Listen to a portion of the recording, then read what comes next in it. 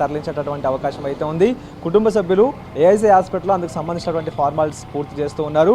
మరి కాసేపట్లో ఏఐజీ నుంచి మాదాపూర్లో ఉండేటటువంటి మాగంటి గోపీనాథ్ నివాసానికి ఆయన భౌతికాయాన్ని తరలించనున్నారు. అక్కడే బీఆర్ఎస్ నేతలకు సంబంధించినటువంటి కార్యకర్తలు కావచ్చు, తర్వాత బీఆర్ఎస్ నేతలు అక్కడే భౌతికాయాన్ని సందర్శించేటటువంటి అవకాశాన్ని కూడా కల్పించబోతూ ఉన్నారు. సో మొత్తానికి హార్ట్ అటాక్ రావడంతోనే ఆయన కోలుకోలేకపోయారు. అప్పటికే ఆయన కొన్ని అనారోగ్య సమస్యలు ఉన్నాయి. కిడ్నీ సంబంధిత సమస్యలతో ఆయన బాధపడుతూ ఉన్నారు.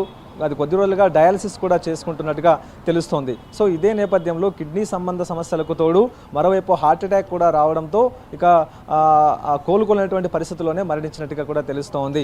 సో ఇక ఇదే కాకుండా మాగంటి గోపీనాథ్ మరణం పట్ల ఇప్పటికే సీఎం రేవంత్ రెడ్డి కూడా తన ప్రగాఢ సంతాపాన్ని తెలియజేశారు.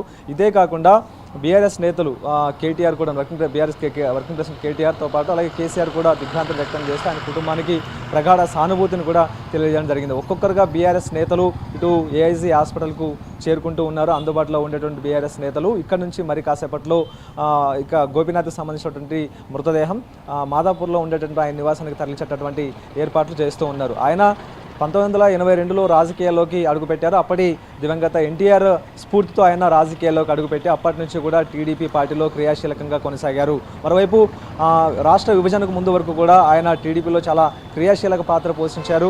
అదే ఇక రాష్ట్ర విభజన తర్వాత కూడా ఆయన టీడీపీతో పోటీ చేసి జూబ్లీహిల్స్ ఎమ్మెల్యేగా కూడా గెలిపించిన సందర్భం కూడా ఉంది. ఇలా 2014 నుంచి 2018, 2024 ఎన్నికల్లో 3 సార్లు వరుసగా జూబ్లీహిల్స్ నుంచి పోటీ చేసి గెలుపొందారు.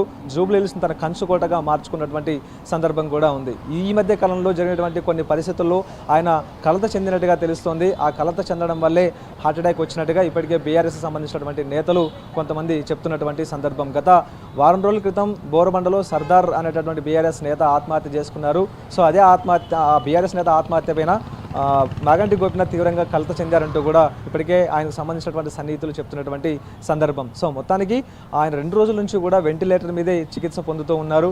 సో ఆయన ఆరోగ్యంలో ఎలాంటి మార్పు రాకపోవడం, ఆ తర్వాత కోలుకునేటువంటి పరిస్థితుల్లోనే వెంటిలేటర్ మీద చికిత్స అందించినప్పటికీ కూడా ఫలితం లేకుండా పోయింది. ఆయన స్వయంగా శ్వాస తీసుకునేటటువంటి అవకాశం కూడా లేకపోవడంతో వెంటిలేటర్ మీద ఉంచి కృత్రిమ శ్వాస అందించి ఆయనకు క్యూర్ చేసేటటువంటి ప్రయత్నం ఏఐజీ ఆసుపత్రి వర్గాలు చేసినప్పటికీ కూడాను ఆయన శరీరం ఇటు వైద్యానికి స్పందించకపోవడంతో ఆయన ప్రజెంట్ ఇప్పుడు మరణించినట్టుగా కూడా తెలుస్తుంది. ఉదయం 5:45 ఆయన తుది శ్వాస విడిచినట్టుగా ఏఐజీ డాక్టర్లు ఇప్పటికే ప్రకటించారు. మరి కాసేపట్లో మాగంటి గోపీనాథ్కి సంబంధించినటువంటి పార్థివ దేహం మాదాపూర్లో నా నివాసానికి తరలించడానికి ఏర్పాట్లు కొనసాగుతూ ఉన్నాయి. ఏర్పాట్లన్నీ కూడా దగ్గరుండి మాజీ మంత్రి హరీష్ రావుతో పాటు ఆ తర్వాత మాధవన్ కృష్ణారావు దగ్గరుండి పర్యవేక్షిస్తూ ఉన్నారు. శంకరి.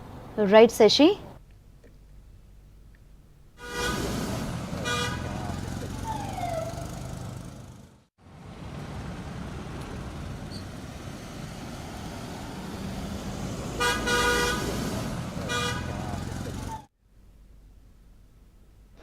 తెల్లవారుజామున కన్నుమూసి